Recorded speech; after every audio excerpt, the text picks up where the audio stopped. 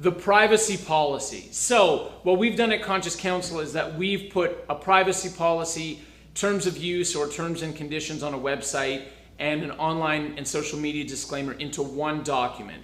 These documents are the ones that live on the footer of your website, and they are the documents that govern your relationship online. That's how I always explain it to clients. So the way that law works is you have different relationships, and in each relationship, the goal of using customized heart-leading legal documents is you create the best type of relationship with each document by communicating openly and honestly with whatever relationship that you're in, and as well as best legal practices. So when it comes to the privacy policy, the terms of use, and the online disclaimers, this is the relationship that we have with everyone who is either visiting our website or interacting with our content through social media or online, but also with anyone whose information we collect. And privacy policies are no joke. It's becoming more and more and more of a relevant issue in law, of the need to be in compliance with the relevant rules.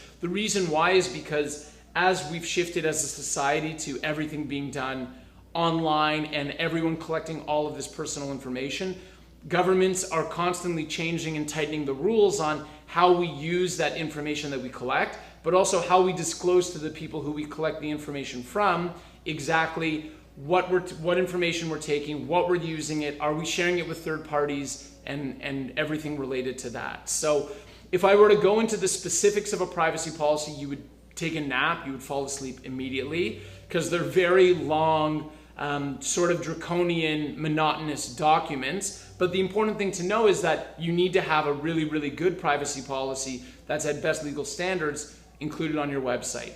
Terms and conditions or terms of use are the rules that will live on your website for how people can interact with the various content that you place on your website. It's sort of like, if you think of when you used to play a board game, or if you still play board games, you know, when before you play the board game, you would read the rules.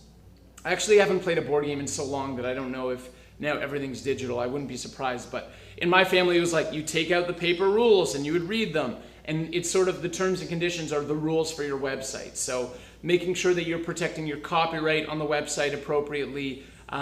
If someone's, posting things or doing something inappropriately, what are the rules around that? And just making sure that everything's squared away.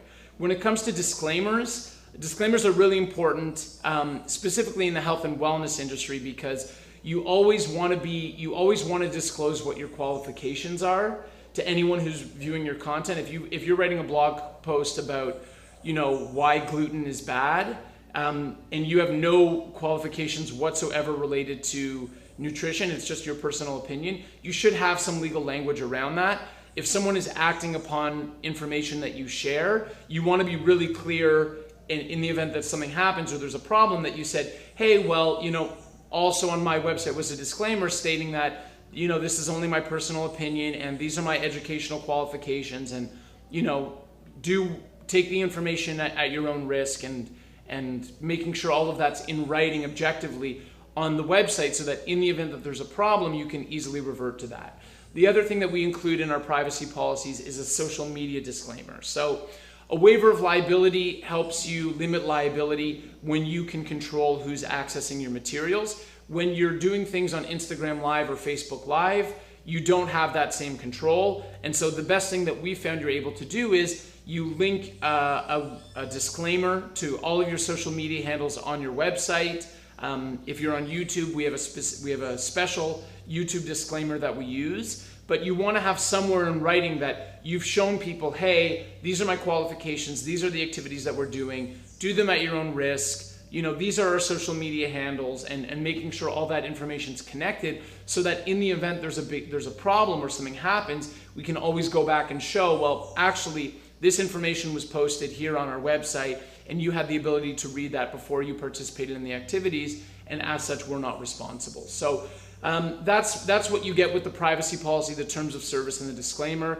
I'd say it's very relevant for those who are processing third-party payments, through Stripe or through PayPal or whatever it is, and anyone who has a mailing list. Like, these are things that you need to be at best legal practices, and it's a pleasure for us to support you in drafting them. So welcome to the family, and let's do it.